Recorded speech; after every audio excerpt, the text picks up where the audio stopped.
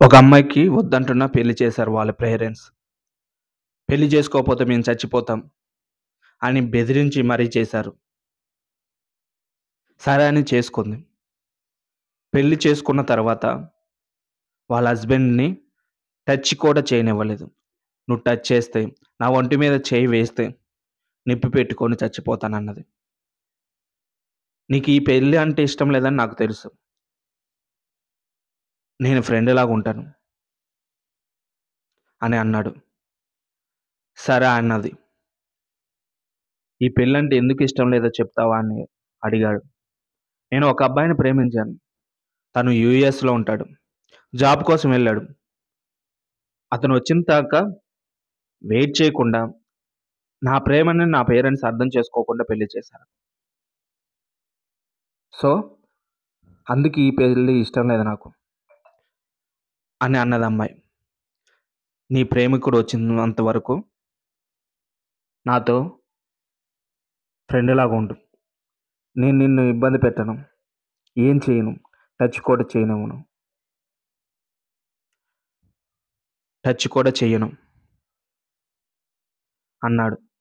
సరే అన్నది. అప్పటినుంచి చాలా ఫ్రెండ్‌గా ఉంటున్నాడు. మంచి ఫ్రెండ్‌గా. ప్రతిదానికి సజెషన్ ఇస్తూ, చాలా మంచి ఫ్రీడమ్ ఇచ్చాడు. కాల్స్ మాట్లాడుకుంటూ, మెసేజ్ చేసుకునేంత ఫ్రీడమ్ ఇచ్చాడు. వా ఆమె తన లవరు గొడవలు పడుతుంటే అలా పడకూడదు. సర్దుకుపోవాలి. లైఫ్‌లో అడ్జస్ట్‌మెంట్ ఉండాలి అని సలహాలిచ్చేవాడు. సరే అన్నది. ఇలా మంచి మంచి మాటలు చెప్తూ చాలా మంచి ఫ్రెండ్ అయ్యాడు.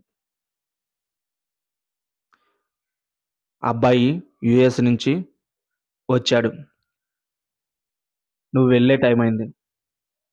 పద షాపింగ్‌కేద్దాం" అని అన్నాడు. మంచి మంచి డ్రెస్సులు కొనిచ్చాడు. చాలా బంగారం కొనిచ్చాడు. ఇంగ వెళ్తూ సెండ్ ఆఫ్ ఇచ్చాడు. "వెళ్ళు. నువ్వు ఇలానే ఎళ్ళాలి. నా ఇంటి మహాలక్ష్మిలాగా ఎళ్ళాలి. అప్పుడే నాకు ఈ సాటిస్ఫాక్షన్ ఉంటుంది" అన్నాడు. ఆ అమ్మాయి వాళ్ళ పేరెంట్స్ వస్తే ఏం చెప్తాడా అని ఆలోచించకుండా, తన భర్తను వదిలేసి ఎళ్ళిపోతుంటే చాలా బాధపడుతుంది. ప్రాణం పోయినంత బాధపడుతుంది.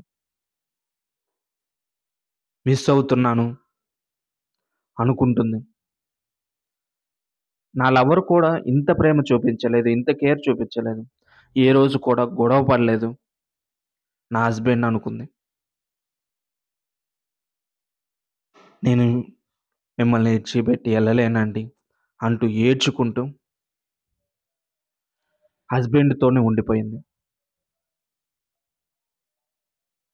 ఎవరినైనా కోల్పోతున్నామని ఫీలింగొస్తే వాళ్ళ మీద మనకు ప్రేమున్నట్లే. కొన్ని రోజుల తర్వాత అడిగింది. "మీరు నా మీద ఇంత ప్రేమ, ఇంత కేర్ ఎందుకు చూపిచ్చారని?" "నేను నిన్ను పెళ్ళికి ముందే ప్రేమించాను. నువ్వు వేరే వాళ్ళని ప్రేమించావని నాకు తెలుసు. నేను కాకుండా వేరే వాళ్ళు పెళ్లి చేసుకుంటే నువ్వు చచ్చిపోతావు. అందుకే నేను పెళ్లి చేసుకొని నిన్ను నీ లవర్ దగ్గర పంపించాలని అనుకున్నాను. ఈలోపు నా ప్రేమేంటో చూపించాలనుకున్నాను. దేవుడి దయ వల్ల నా ప్రేమలో నువ్వు పడిపోయావు. నా ప్రేమను అర్థం చేసుకున్నావు" అని అన్నాడు. తాళికి అంత బలం ఉంటుంది. పెళ్లి చేసుకున్న తర్వాత కూడా కొంతమందిలో ప్రేమ కలుగుతుంది.